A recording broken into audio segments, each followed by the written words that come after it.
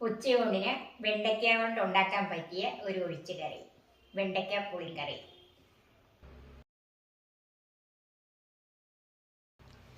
Hi, എല്ലാവർക്കും നമസ്കാരം. എല്ലാവരെയും കുക്കൂത്ത് സോപ്പിയിലേക്ക് സ്വാഗതം ചെയ്യുന്നു. ഈ വെണ്ടയ്ക്ക പുളിക്കറി എങ്ങനെയാണ് ഉണ്ടാക്കുന്നതെന്ന് കാണാൻ നമുക്ക് നേരെ വീഡിയോയിലേക്ക് പോകാം. ഇതിനൊരു 10 വെണ്ടയ്ക്ക എടുത്തിട്ടുണ്ട്. ഇത് നമുക്ക് മുറിച്ചെടുക്കാനുള്ളതാണ്. അതുപോലെ ഒരു 12 ചുവന്നുള്ളി, 2 അല്ലി വെളുത്തുള്ളി, ഒരു പച്ചമുളക്. ഇതിനകത്ത് മുളക് പൊടിയൊക്കെ ചേർക്കുന്നതുകൊണ്ട് അതിൻ്റെ എരിവിനനുസരിച്ച് ചേർക്കുക. ഇത് സാമാന്യം നല്ല എരിവുള്ള പച്ചമുളകാണ്. 2 തക്കാളിപ്പഴം, അതിൽ 1 അരിഞ്ഞെടുക്കണം, 1 അരച്ചെടുക്കണം.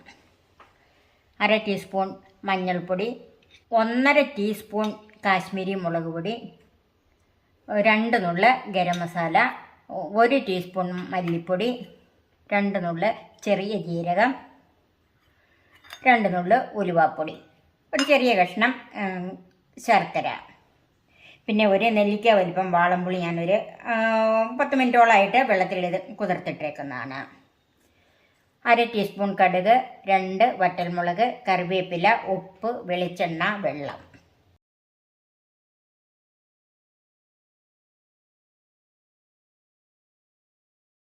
വെണ്ടയ്ക്ക അതേ ഇതുപോലെ നീളത്തിൽ മുറിച്ചിട്ടൊന്നുമില്ല, ഇങ്ങനെ മാത്രം മുറിച്ച് വെച്ചേക്കുന്നത്. വെളുത്തുള്ളി അരിഞ്ഞ് വെച്ചിട്ടുണ്ട്. വലിയ അല്ലി ആയതുകൊണ്ട് ഞാൻ 2 എടുത്തിട്ടുള്ളൂ. ചെറുതാണെങ്കിൽ ഒരു 4-5 വരെ എടുക്കാം. ചുമന്നുള്ളി 1 കീറി വെച്ചിട്ടുണ്ട്. പച്ചമുളക് കീറി വെച്ച്, 1 തക്കാളിപ്പഴം അരിഞ്ഞ് വെച്ചിട്ടുണ്ട്. 1 അരച്ചും വെച്ചിട്ടുണ്ട്. ചൂടായ പാനിലേക്ക് ഒരു 1.5 ടേബിൾ സ്പൂൺ വെളിച്ചെണ്ണ ഒഴിച്ചു കൊടുക്കാം.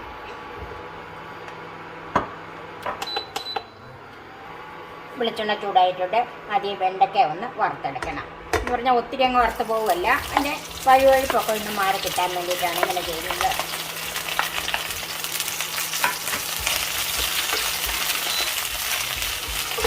ഈ ഒരു മീഡിയം ഫ്ലെയിമിൽ വെച്ചാൽ മതി. വെണ്ടയ്ക്കയ്ക്ക് ഉപ്പ് പിടിക്കാൻ ഞാൻ ഇച്ചിരി ഉപ്പിട്ട് കൊടുക്കുവാണ്.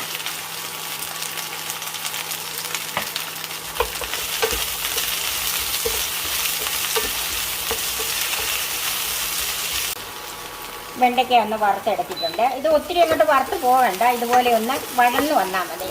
ഇത് നമുക്ക് മാറ്റി വെക്കാം.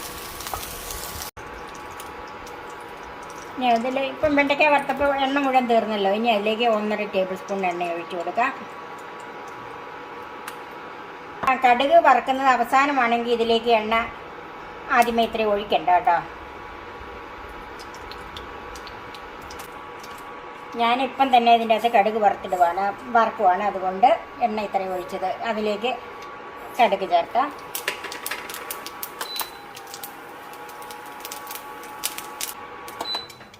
കടുക് പൊട്ടിക്കഴിഞ്ഞ് അതിലേക്ക് 2 വറ്റൽമുളക് ചേർക്കാം.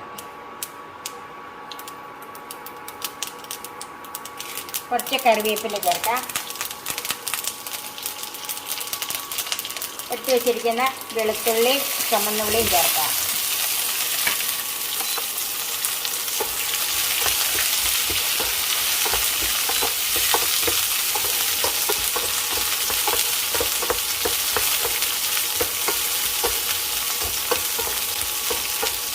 ഈ ഉള്ളി ഒന്ന് വാടി കിട്ടിയാൽ മതി.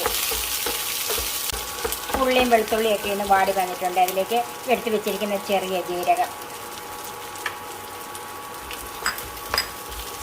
ജീരകം ഒത്തിരി കരിഞ്ഞു പോകാതിരിക്കാനാണ് ഞാൻ ആദ്യമേ ചേർക്കാതിരുന്നത്.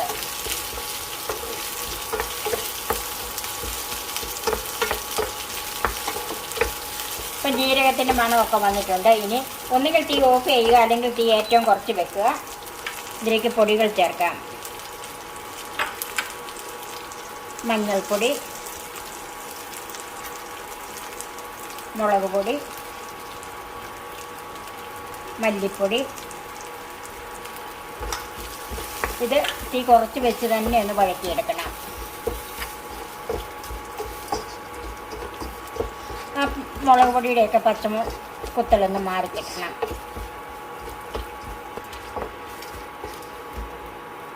മുളകിൻ്റെ പച്ചക്കുത്തലൊക്കെ ഇത് മാറിയിട്ടുണ്ട്. അതിലേക്ക് അരിഞ്ഞ് വെച്ചിരിക്കുന്ന 1 തക്കാളിപ്പഴവും 1 പച്ചമുളകും കൂടെ ചേർക്കാം.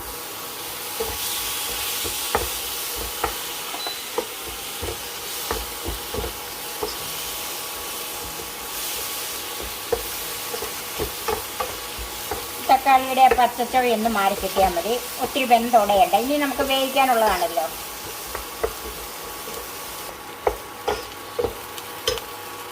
തക്കാളിയുടെ പച്ചച്ചൊവ ഒന്ന് മാറിയിട്ടുണ്ട്. അതിലേക്ക് പുളിവെള്ളം ചേർക്കാം. പുളി നന്നായിട്ട് പിഴിഞ്ഞെടുക്കണം.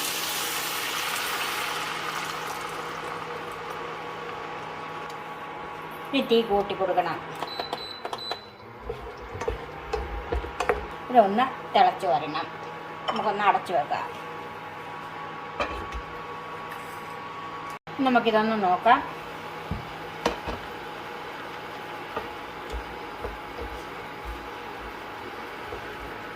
ഇപ്പോൾ ഇത് 2-3 മിനിറ്റ് നേരം ഒന്ന് തിളച്ചതാണ്. ഇനി അതിലേക്ക് അരച്ച് വെച്ചിരിക്കുന്ന തക്കാളിപ്പഴം ചേർക്കാം.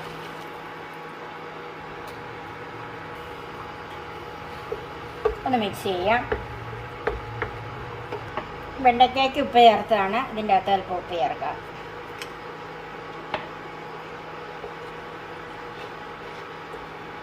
ഇനി നമുക്ക് ഇതൊന്ന് 2 മിനിറ്റ് അടച്ച് വെക്കാം. എല്ലാം കൂടെ കിടന്ന് നന്നായിട്ടൊന്ന് തിളക്കട്ടെ. ഇപ്പോൾ ഒരു 2 മിനിറ്റ് ഒന്ന് തിളച്ചതാണ്. ഇനി അതിലേക്ക് വറുത്ത് വെച്ചിരിക്കുന്ന വെണ്ടയ്ക്ക ചേർക്കാം.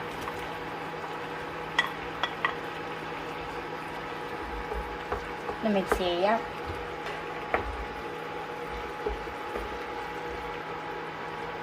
അതിലേക്ക് എടുത്തു വെച്ചിരിക്കുന്ന ഗരം മസാലയും ഉലുവാപ്പൊടിയും ചേർക്കാം.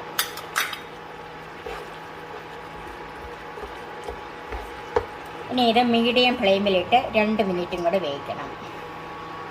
ഇനി നമുക്കിതൊന്ന് നോക്കാം.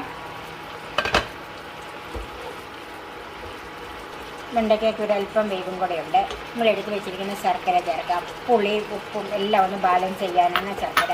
ഇതിങ്ങനെ പൊടിച്ച് വേണേൽ ഇടാം. ഞാനിപ്പോൾ ഇത് ഇത്രയും വേവുണ്ടല്ലോ എന്നോർത്താണ് ഇതിനകത്ത് ഇങ്ങനെ തന്നെ ഇട്ടിരിക്കുന്നത്. തീ കുറച്ച് വെക്കണം. ഇനി ഇതൊന്ന് നോക്കാം. എല്ലാം കൂടെ ഒന്നുകൂടെ ഒന്ന് മിക്സ് ചെയ്യാം.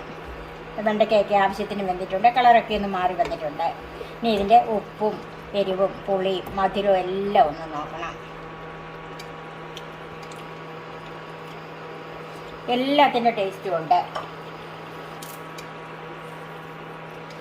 നമുക്ക് തീ ഓഫ് ചെയ്തിട്ട് 2 മിനിറ്റ് മൂടി വെക്കാം. വളരെ എളുപ്പത്തിൽ ഉണ്ടാക്കാവുന്ന വെണ്ടയ്ക്ക പുളിങ്കറി റെഡിയായി. ഇത് ചോറിൻ്റെ കൂടെ വളരെ നല്ലൊരു കോമ്പിനേഷനാണ്. കൂടാതെ ചപ്പാത്തിയും ഇത് കൂട്ടി കഴിക്കാവുന്നതാണ്. നിങ്ങൾ ഇതൊന്ന് ട്രൈ ചെയ്ത് നോക്കണം. എൻ്റെ ഈ ചാനൽ സബ്സ്ക്രൈബ് ചെയ്യാനും എൻ്റെ ഫേസ്ബുക്ക് പേജ് ലൈക്ക് ചെയ്യാനും ഷെയർ ചെയ്യാനും കമൻറ്റ്സ് അറിയിക്കാനും മറക്കരുത്. പുതിയ പുതിയ വിഭവങ്ങളുമായി നമുക്ക് വീണ്ടും കാണാം. ഞാൻ സോഫി കുര്യാക്കോസ്.